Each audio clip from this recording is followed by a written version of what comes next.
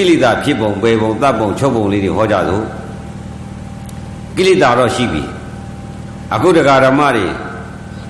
အခုတရားထိုင်တဲ့ပုဂ္ဂိုလ်တွေကောင်းတဲ့အတန်လေးကိုနားမထောင်ခြင်းဘူးလားဟောအတန်ကကာမဂုဏ်နော်ကာမဂုဏ်အာယုအဲ့ဒီအတန်ရဲ့သဘောကိုခံစားတာကကိလေသာအတန်ရဲ့သဘောကိုသိပြီးတော့အဲ့ဒီအတန်ရဲ့သဘောကိုသာယာနေကာမဝိထုနဲ့ကာမကိလေသာဖြစ်မလာဘူးလားအခုတရားနာတဲ့ပုဂ္ဂိုလ်အဲ့လိုအတန်ကောင်းကောင်းလေးတွေသချင်းတန်ကောင်းကောင်းလေးတွေနားမထောင်ခြင်းဘူးလားနားထောင်ခြင်းတယ်မျက်စိနဲ့ရောမြင်တဲ့အခါမှာရောမိမိခန္ဓာကိုဝတ်စားတဲ့နေရာမှာလဲနော်ကောင်းကောင်းဝုံဝုံလေးတွေဝတ်ကောင်းစားလာလေးတွေဝတ်ချင်တယ်ချောချောလှလှလေးတွေပုံကြပန်းကြဖြစ်အောင်လုပ်တယ်ဗောအမြင်မှာရှိတဲ့ပုဂ္ဂိုလ်ရဲ့ချောတဲ့လှတဲ့အာယုန်တွေကြီးပွဲရှုပွဲရှုတဲ့ပစ္စည်းတွေကိုမကြည့်ကျင်ဘူးလားကြည့်ကျင်တာကတဏှာဟောပြီနော်ကြည့်ကျင်တာကတဏှာကိလေသာတဲ့ဟောဗဇတ်နဲ့အရသာနဲ့တွေ့တဲ့အခါမှာကြက်သားဝက်သားနဲ့ငပိရတုံနဲ့ဟင်းညူနဲ့တွေ့လာရင်ဘာကိုအရင်စားမလဲကြက်သားဝက်သားတွေအရင်စားရင်းနဲ့စိတ်တွေပေါ်မလာဘူးလားအဲ့ဒါပါလေကိလေသာဟောပြီနော်အဲ့တော့ကိလေသာတွေဖြစ်နှကောင်းတဲ့အနံ့နဲ့တွေ့တဲ့အခါမှာလည်းမตาတဲ့အနံ့ကြတော့မလုံချင်ဘူးတဲ့ตาတဲ့အနံ့ကြတော့ဒီရေမိုးလေးကောင်းတယ်ဒီပန်းလေးကောင်းတယ်အဲ့လိုကောင်းတယ်ဆိုတဲ့အနံ့အာယုံကိုမခံစားခြင်းဘူးလားခံစားခြင်းတာပါလေတဏှာကိလေသာဟောပြီနော်အဲ့လိုဆိုမျက်စိနဲ့အစင်းနဲ့တိုက်တဲ့အခါမှာလည်းကိလေသာပေါ်ပါပြီဟောပြီနော်နားနဲ့အသံနဲ့ကြားတဲ့အခါမှာလည်းကိလေသာပေါ်ပြီနှာခေါင်းနဲ့အနံ့နဲ့တွေ့တဲ့အခါမှာလည်းကိလေသာပေါ်ပြီရှာနဲ့ရတာတွေ့တဲ့အခါမှာလည်းကိလေသာပေါ်ပြီကိုယ်နဲ့အတွေ့နဲ့တွေ့တဲ့အခါမှာလည်းကိလေသာပေါ်ပြီတဲ့ဟောအခုတရားနာတဲ့ပိဋကကြီးတွေကိလေသာကုန်ပြီလားကိလေသာတန်လန်းကြီးနဲ့လာနာတာလားကိလေသာလန်းတဏှာတန်လန်းကြီးတွေအဲ့ဒါကိုကိလေသာပယ်ပါဆိုတော့ကျုပ်ကတော့ပယ်တော့ပယ်မှာပေါ့ဗျာဒါပဲပယ်မလားကိလေသာပဲပြမလားတော့မသိဘူးနောက်ဆုံးကျုပ်ပဲခေါ်ရတာမောပြီးပြန်ဖို့ပဲပြောရမှာနဲ့တူပါတယ်အဲ့တော့တရားဓမ္မတွေဒီခန္ဓာအင်းကြီးကိုလည်းငါပဲငါကိုပဲဒိဋ္ဌိအားဖြင့်စွဲမထားဘူးလားစွဲထားတယ်ငါအဖေပဲငါအမေပဲဒိဋ္ဌိအားဖြင့်ငါမယားပဲငါယောက်ျားပဲငါသားပဲငါသမီးပဲငါရွှေပဲငါမျိုးပဲပုဂ္ဂိုလ်ပဲတတ္တဝါပဲလို့ရောမစွဲထားဘူးလားဩဒီခန္ဓာကိုလည်းငါလို့ထင်တယ်ယောက်ျားလို့ထင်တယ်ဟိုကမိန်းမလို့ထင်တယ်အဖေလို့ထင်တယ်အမေလို့ထင်တယ်အဲ့လိုအဖေအမေရဲ့ယောက်ျားရဲ့မိန်းမရဲ့ပုဂ္ဂိုလ်ရဲ့တတ္တဝါရဲ့တွေ့ကြမြင်ကြပြီးပုဂ္ဂိုလ်ရှိတယ်တတ္တဝါရှိတယ်ဒီပုဂ္ဂိုလ်တို့ဒီပုဂ္ဂိုလ်ယုတ်ကြီးအပြင်ချောတယ်လှတယ်ငါအဖေပဲငါအမေပဲငါမယားပဲငါယောက်ျားပဲနဲ့အဲ့ဒီအထုပ်အဲ့ဒီခန္ဓာဒုတ်ကြီးရဲ့အပြင်မှန်သဘောကိုကြည့်ကြည့်ပြီးတော့တန်ရောစဉ်နဲ့ဒိဋ္ဌိတွေကပ်နေကြပါသည်ဟုတ်ပြီလားအဲ့လိုဆိုဒီခန္ဓာဒုတ်ကြီးဒီကာမဂုဏ်အာယုံကိုလည်းသူကဆက်ဆံတယ်မျက်လုံးနာမပါဘူးဆိုရင်မွေးတွေကမျက်လုံးကန်းနေတဲ့ပုဂ္ဂိုလ်ဒီအစင်းနဲ့တွဲဆိုင်လို့ရှိရင်အဲ့ဒီအစင်းအာယုံပေါ်မှာကိလေသာပေါ်သေးလားအဲ့လိုဆိုကိလေသာပေါ်တာတရားခံအကြောင်းပါလေမျက်စိပေါ်မျက်စိဓာတ်မရှိကိလေသာအစင်းအာယုံခံစားလို့ရပါမလားမွေးတွေကနာကန်းလာတဲ့ပုဂ္ဂိုလ်ဒီကြီးတာတဲ့အခါမှာအတန်ရဲ့အာယုံပေါ်မှာကိလေသာခံစားလို့ရသေးလားမွေးတွေကဒီကလေးကအမြင်လဲမျက်စိလဲကန်းနေတယ်နားလဲကန်းနေတယ်ဆိုရင်အဲ့ဒီပုဂ္ဂိုလ်ဒီပြောလို့လည်းမကြားမြင်လို့လည်းမသိတော့အဲ့ဒီပုဂ္ဂိုလ်ဒီကာမဂုဏ်စိတ်ဖြစ်အောင်မလားမျက်စိအာယုံကာမဂုဏ်မဖြစ်ဘူးနားအာယုံကာမဂုဏ်မဖြစ်ဘူးဒါရင်ပါးစပ်ကြတော့ခြုံတာသိချင်တာသိကြတော့တဏှာပူးမလာဘူးလားဩအဲ့လိုဆိုရင်မွေးတဲ့ကရှာအကြည်ပြက်နေတဲ့ပုဂ္ဂိုလ်ဒီဘာအရသာလုံးမှမသိတော့ရသာပေါ်မှာကောင်းတယ်ဆိုတဲ့ကိလေသာရှိသေးလား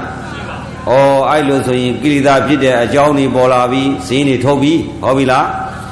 မွေးတဲ့ကနှာခေါင်းအနံ့တွေပြက်ပြီးတော့အကြည်ပြက်နေတယ်ရင်ဘာအနံ့မှမသိဘူးဆိုရင်အဲ့ဒီပုဂ္ဂိုလ်ဒီအနံ့အာယုကာမဂုဏ်ပေါ်မှာကိလေသာဖြစ်အောင်မလားအဲ့တော့အနံ့အာယုကိလေသာပေါ်မှာကာမဂုဏ်ဖြစ်တာဒီနှာခေါင်းအကြည်ကြောင့်ရှာအကြည်ကြောင့်အာယုကာမဂုဏ်ဖြစ်ပါသည်စက္ခုအကြည်ကြောင့်ကိလေသာဖြစ်ပါသည်သောတာအကြည်ကြောင့်လည်းကိလေသာဖြစ်ပါသည်ခန္ဓာကိုယ်ဟာထုံထိုင်းပြီးတော့ဘာမှမသိတော့ဘူးဆိုရင်အတွေ့အထိပေါ်မှာလဲကောင်းလိုက်တာနူးညံ့လိုက်တာလို့ရှိသေးလားဩအဲ့လိုဆိုရင်ကိလေသာဖြစ်တဲ့အကြောင်းတွေပေါ်လာပြီဟောပြီနော်ကိလေသာတတ်တော်မယ်ဆိုတော့ကိလေသာဘယ်မှာဖြစ်တာလဲဟေးလို့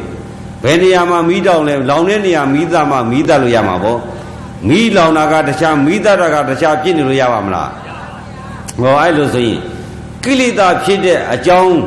တွေ့ပြီတဲ့ကိလေသာတွေဟာတဲ့အပြင်ကအစင်းကိလေသာကသူ့ဘာသူနေတာပါအကယ်၍မျက်စိနဲ့အစင်းနဲ့တိုက်လိုက်တဲ့ခါမှာစက္ခုအကြည်တာမရှိရင်အဲ့ဒီအစင်းအာယုံကိုမမြင်ခဲ့ရင်အဲ့ဒီအစင်းကမိမိကိုနှောက်ယှက်တာလှည့်စားတာကန့်ညိတာရှိသေးလားအဲ့တော့ကာမဂုဏ်အာယုံကအကြောင်းလားစက္ခုအကြည်ကအကြောင်းလားစက္ခုအကြည်မျက်လုံးအကြည်တာမရှိခဲ့ရင်အမြင်ပေါ်မှာကိလေသာဖြစ်လို့ရပါမလားဩအဲ့ဒီလိုဆိုရင်တရားဓမ္မတွေစဉ်းစားမယ်နော်ခေါင်းအေးထားပြီးစဉ်းစားတရားခံပမာလဲဟိဘယ်ဟာဥဒမှာလဲဘာရှင်းရမှာလဲလို့မေးတော့အပြင်မှာမီးလောင်တာလားခန္ဓာမှာဖြစ်နေတာလားခန္ဓာမှာနော်သူများမပြောအပြင်မဟုတ်ဘူးခန္ဓာမှာဂရိပါဒုံနဲ့တူတဲ့ဒီခန္ဓာဒုံကြီးကိုအခုပွင့်ကြည့်တာကိလေသာပမာဖြစ်တာလဲလို့ကြည့်တာအခုစစ်သေးပြီခုနပေးတဲ့ဥပမာနဲ့ဒီခန္ဓာနဲ့စစ်သေးတော့မယ်တဖြည်းဖြည်းဩအဲ့ဒီလိုဆိုရင်ဒကာဒကမတွေအခုစိတ်ကလေးနဲ့နည်းနည်းလေးသုံးသပ်ကြည့်သမ်းမျက်စိအကြည်ပြစ်လာတဲ့ပုဂ္ဂိုလ်ဟိုမှာအဖေဟိုမှာအမေဟိုမှာတိုက်ကြီးဟိုမှာကားကြီးဟိုမှာဘဒုဟိုမှာဝါလို့ပြောဦးမလားမပြောတော့အဲ့ဒီမှာမကျေနပ်လို့ရှိရင်ဝမ်းနေတယ်မောပြိုင်လို့တဲ့မာနမနာလိုမှုမစ္စရိယတွေရှိဦးမလားမျက်စိဓာတ်မပါရင်အစင်းပေါ်မှာလောဘလည်းမရှိဘူးဒေါသလည်းမရှိဘူးမာနလည်းမရှိဘူးမနာလိုတာလည်းမရှိတော့ဘူးတဲ့ဟုတ်ပြီလားစဉ်းစားမယ်နော်မျက်စိဓာတ်အကြည်ဓာတ်မပါခဲ့ရင်အစင်းပေါ်မှာလောဘဒေါသမောဟမာနမစ္စရိယတွေရှိဦးမလားအဲ့လိုဆိုကိလေသာဖြစ်တဲ့အကြောင်းဒီပါလေမျက်စိအကြည်ကြီးပေါ့ဟုတ်ပြီနော်အဲ့တော့ခမရတို့ကိလေသာကုန်ရင်အတချောင်းနာယူပဲကြောက်ကတယောက်ချင်းဖောက်ပြီဟမ်စက္ခုအကြည်တွေဖောက်ပြီလို့ရှိရင်ကမ်းသွားရင်ကိလေသာရှိဦးမလားကဲဘယ်နဲ့လဲကိလေသာသတ်တာအတချောင်းပါရင်ဟမ်ဟာအရှင်မြတ်ကိလေသာမသတ်ရင်နေပါဗျာအတချောင်းနဲ့တပွဲလုံးပြီးသွားနိုင်တယ်ကိလေသာသတ်လို့အဲ့တော့တရားဓမ္မတွေစိတ်ပြီးတော့တဖြည်းဖြည်းနာအကြည်တာမပါခဲ့ရင်အဖိတံအမေတံသာတံမယတံယောက်ျားအတန်လို့ရှိသေးလားဩအဲ့လိုဆိုကိလေသာဖြစ်တာကသောတာအကြည်ကြောင့်အဲ့တော့အကြည်သည်တဲ့အာယတနာလို့ခေါ်တယ်အာယတနာအာယုံအာတဝတွေတိယာဌာနကိလေသာအာတဝတွေမိယာတိယာဌာနကိုအာယတနာလို့ခေါ်တယ်နော်သအာယတနာဆိုနော်သဆိုတာ6ပါးကုန်တော့အာယတနာအာတဝတွေတီယာမျက်စိနဲ့အစင်းနဲ့တိုက်တော့အဲ့ဒီအစင်းကသက္ကုပ္ပဒါရမှာလားမတည်ဘူးလားသက္ကုအကြည်ဓာတ်ပြည့်နေရင်အပြင်ကယူပါယုံဒီသက္ကုပ္ပဒါရမှာပေါ်ပါမလားအဲ့လိုဆိုရင်ကိလေသာယူပါယုံကာမဂုဏ်ရဲ့တီယာသည်သက္ကုအကြည်ဟုတ်ပြီနော်သက္ကုအကြည်မှာယူပါယုံလေးမှန်ထဲမှာလူသွားရက်တော့မှန်ထဲမှာမိမိရက်တဲ့လူပုံပေါ်မလာဘူးလားဗရာကိုမရှိဘဲနဲ့ရှုပ်ထုတ်တိုင်းပေါ်ပါမလားအဲ့လိုဆိုရင်ဗရာရှိတာသည်အာယုံကိုလက်ခံတတ်တဲ့သဘောပဲတဲ့အခုလဲသက္ကုပ္ပဒါရသည်ယူပါယုံကိုလက်ခံတဲ့အတွက်ကြောင့်အဲ့ဒီသက္ကုပ္ပဒါရသည်အာယုံရဲ့တီယာကိလေသာရဲ့တီယာကာမရဲ့တီယာဟုတ်ပြီလားအဲ့လိုဆိုတရားဓမ္မတွေမျက်စိကြီးမပါလို့ရှိရင်ကိလေသာဖြစ်ပါမလားအခုမျက်စိကပါလာပြီဆိုတော့ကိလေသာသတ်လို့ရပါမလားအဲ့လိုဆိုကြောက်ကပြန်မှာသတ်မှမရပဲဒီတော့တော့သတ်မရတဲ့ဟာတွေနေတော့ဟာဆိုထားပြီးပြန်တော့တဖြည်းဖြည်းဥစဉ်တထချင်းခွာမှာနော်နာလို့ရကြရလားတော့မသိဘူးရပါတယ်နော်အဲ့ဒါတဖြည်းဖြည်းဟောမယ်အခုတော့သိပြီဇလန်းကမတမ်းမယ်နော်ကိလေသာဖြစ်တာသူ့ကြောင့်ငါကြောင့်လို့သူလို့ပြောမှဟိုလူလို့ပြောမယ်ဆိုရင်အဲ့လိုလက်ညှိုးထိုးပြီးတော့ပြောမဲ့ပုဂ္ဂိုလ်ကအကယ်၍မျက်စိအကြည်ကန်းသွားရင်လက်ညှိုးထိုးပြီးပြောအောင်မလားဩသူပဲဟိုလူပဲလို့ရှောက်ပြီးလက်ညှိုးထိုးကြည့်ပြီးတော့အခြားအပြင်ယူပါယုံတွေကာမဂုဏ်တွေကိုလိုက်ပြီးတော့ကျေနပ်လို့ရှိရင်ဝမ်းမြောက်တော့လဲလောဘမကျေနပ်တော့ဒေါသပြန်လို့တော့မာနမစ္စရိယမနာလိုမှုတွေနဲ့အဲ့ဒီလိုနဲ့ကိလေသာတွေဖြစ်နေတာကစက္ကုအကြည်ကြောင့်ကိလေသာဖြစ်နေပါလားဩခန္ဓာရပြီဘဝရတာဘဝအသိချင်းနာနာတန္တရာကျင်လည်ခဲ့သမျှဒီခန္ဓာကြီးကိုအပြစ်လို့မသိဘဲနဲ့အပြင်မှာသူကအပြစ်ဟိုလူကအပြစ်နင်းကြောင်မင်းကြောင်နင်းသားကြောင့်မင်းသမီးကြောင့်ညီမရောက်ခမကြောင့်မင်းအမေကြောင့်မင်းဦးလေးကြောင့်ဟိုကြောင့်ဒီကြောင့်ရှောက်ကြောင့်နေကြတာပြဿနာပြီးကြရဲ့လားအခုတော့ဘု து ကြောင့်လဲ ငါကြောင့်မိမိမျက်စိဓာမပါရင်ဟောပြီနော်ဒီခန္ဓာရှိလို့သာဒီအာယရဏဒီပါသည်ဒီခန္ဓာမရှိဒီအကြည်ဒီပါမလားအခုဒီအကြည်တီခဲ့မိတဲ့အတွက်ကြောင့်အစင်းနဲ့လာတိုက်တော့လက်ခံမိရတယ်ဒီအကြည်ကောင်းတော့အစင်းတီတဲ့အစင်းတီတဲ့အတွက်ကြောင့်အဲ့ဒီအစင်းပေါ်မှာကိလေသာထပ်ပြီးဆွဲလန်းတယ်ตายရတဲ့အာယုန်နဲ့တွေ့ရင်လောဘဖြစ်တယ်မตายရတော့ဒေါသဖြစ်တယ်မကျေနပ်တော့ပြိုင်လို့တော့ရရှိတော့မာနဖြစ်တယ်မကျေနပ်တော့မစ္စရိယဖြစ်တယ်ဟောအဲ့လိုဆိုရင်လောဘဒေါသမောဟကိလေသာတွေဖြစ်တာဒီခန္ဓာရလို့ဖြစ်ပါလားဒီခန္ဓာသည်ကိလေသာဖြစ်တဲ့အကြောင်းသမှုရိယပါလားပေါ်မလာဘူးလားဟောဇလံမတန်းတွေ့ပြီဒီခန္ဓာကြီးရှိလို့ဒီအကြည်ရှိတယ်သောတာဒွါရနဲ့ပတ်သက်တဲ့တန်ရောစီတွေဖြစ်ရပြန်ပြီဟောသာအတန်သမီးတန်ယောက်ျားတန်အဖေတန်အမေတန်ဟိုတန်ဒီအတန်နဲ့အတန်ပေါ်မှာตายရရင်လောဘမตายရရင်ဒေါသပြိုင်လို့ရရှိတော့မာနနော်မနာလို့တော့ဒီအတန်ကိုမနာလို့တော့ဒီပုဂ္ဂိုလ်မကြိုက်ဘူးတဲ့အတန်ကနေပုဂ္ဂိုလ်ဖြစ်တယ်မစ္စရိယနော်အဲ့ဒီလောဘဒေါသမောဟမာနမစ္စရိယတွေဖြစ်လာတာလဲသောတာအကြည်ကြောင့်ဖြစ်ပါလားဒီအကြည်ရတဲ့အတွက်ကြောင့်ကိလေသာပေါက်ဖွားတဲ့ခန္ဓာကိုယ်ကြီးပါလားအကြောင်းဒင်းကြောင့်ပါလားခန္ဓာရဲ့အပြစ်ကိုသူများအပြစ်လားမိမိအပြစ်လားဟုတ်တာပေါ့ကိုယ့်အပြစ်ကိုသိသွားပြီသူများကပြောတယ်ဟိုလူကပြောတယ်ဒီအကြောင်းပြောတယ်မကျေနပ်ဘူးမကျေနပ်တော့ဒေါသဖြစ်တာအကယ်၍သောတာအကြည်ကန်းနေတဲ့လူတယောက်ကိုလာပြောကန်းနေတော့မကြားတော့ဒေါသဖြစ်သေးလားအခုနေဗျာခင်ဗျတို့ဗမာလူမျိုးကိုနောက်ခါကျတော့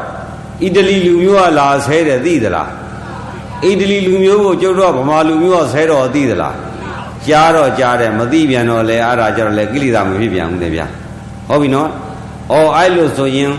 သောတာအတန်ကြားခြင်းကြောင့်သောတာအကြည်သည်ကိလေသာပေါက်ဖွားရာတရားခံပါလားဒီသောတာအကြည်ဘဝတိုင်းရခဲ့တဲ့ကြောင့်ဘဝတိုင်းကိလေသာမိတွေထားတော့ရတယ်သောတာဒွါရမှာလည်းတောက်ရပါလားဒီလိုတောက်တဲ့ကိလေသာကိုမသိတဲ့အဝိဇ္ဇာကြောင့်ဘဝအသေးကြီးခန္ဓာရတဲ့ကိလေသာခန္ဓာကြီးနဲ့ထင်းချောင်းကြီးတစ်ချောင်းမီးရှို့လိုက်တစ်ချောင်းကုန်လေးတစ်ချောင်းထဲလိုက်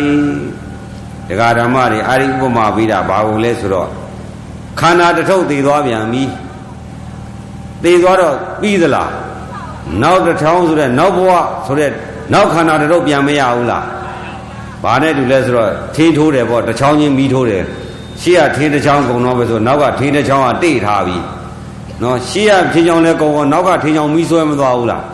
ရှေ့ကထင်းချောင်းလဲကုန်နောက်ထင်းချောင်းကလောင်မြန်ပြီးလောင်တော့မနေဘူးနောက်ကထင်းတစ်ချောင်းထားတိုးတယ်ရှေ့ကမီးလောင်တာကုန်တိုင်းနောက်ကထင်းတစ်ချောင်းထိုးနေမယ်ဆိုရင်မီးတော့ရပ်ပါမလားအခုလည်းဒီလိုပဲရှေ့ခန္ဓာတစ်ထုပ်နော်ကံတတ္တိကုံလို့သေသွားလဲမနာဘူးရှေ့ခန္ဓာတစ်ထုပ်မကုန်ရင်နောက်ခန္ဓာဘဝအတွက်နော်ထင်းတစ်ချောင်းနဲ့တူတာခန္ဓာတစ်ထုပ်ထပ်တိုးပြန်ပြီးနောက်တဲ့ကိလေသာပွားရာကိလေသာမိယာခန္ဓာတို့ကြီးပြန်ရပြီအဲ့ဒါလည်းမမှဘူးမသိဘူးသိသလားမသိဘူးသူများကြောင့်ဟိုလူကြောင့်နဲ့နော်အဲ့ဒီလိုနဲ့သူ့ကြောင့်ငါကြောင့်သူ့အကြောင်းငါကြောင့်အဖေအမေဆိုတာတန်ရောစင်တွေ့တာတွေအဲ့ဒီလိုအပြင်အာယုံအထုပ်တွေကိုအဖေတို့အမေတို့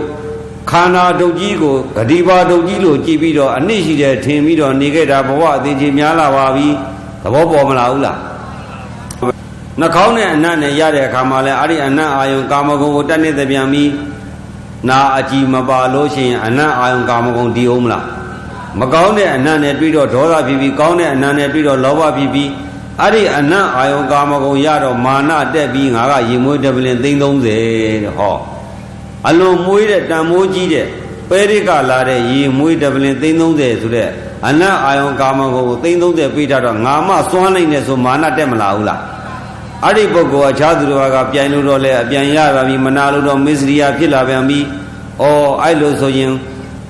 နှာခေါင်းအကြည်နဲ့အနံ့ကိုခံတဲ့အကြည်သည်ပဲကိလေသာမွေးဖွားရာဌာနကြီးပါလားငါခန္ဓာပါလဲလို့ကြည့်လိုက်တော့ကိလေသာမွေးဖွားတဲ့ဌာနကြီးပဲကိလေသာမီးတောက်တဲ့ထင်းတုံကြီးပဲဟုတ်ပြီလားဒီခန္ဓာကြီးကကိလေသာတွေတဖွာဖွာတောက်မလားဟုတ်လားနော်ဒီခန္ဓာတာမရှိခင်ကိလေသာတောက်အောင်မလားအဲ့လိုဆိုရင်အပြင်းမှာမဟုတ်ပါဘူးအခုလောကမှာကြတော့ဟိုလူကဒီလူကလောကကြီးမှာဟိုလူဒီလူသူ့ကြောင့်ငါကြောင့်နဲ့အပြစ်တွေပြောပြီးတော့အင်တာနက်မှာလဲသတင်းတွေလွှင့်စာဆောင်အမျိုးမျိုးနဲ့ပြောတာကိုယ့်အကြောင်းပြောတာလားသူများအကြောင်းပြောနေတာဘယ်တော့မှမငြိမ်းချမ်းဘူး